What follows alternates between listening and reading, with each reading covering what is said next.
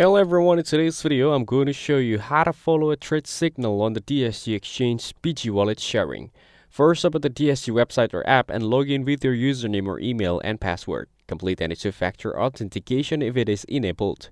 Next, navigate to the trading section and select signals or PG wallet sharing signals. Browse through the available signals that include recommended trades. Now, each signals will show the asset or trading pair, such as BTC USD, the buy or sell recommendations, and the entry price, stop loss, and take profit levels. After that, click follow or copy signal. Set your trade size or quantity and confirm execution. If the copy feature is enabled, DSJ will automatically replicate the trade. Then, track your open position in the open trade section. Adjust the stop loss or take profit if needed, or close the trade manually if you want to exit early.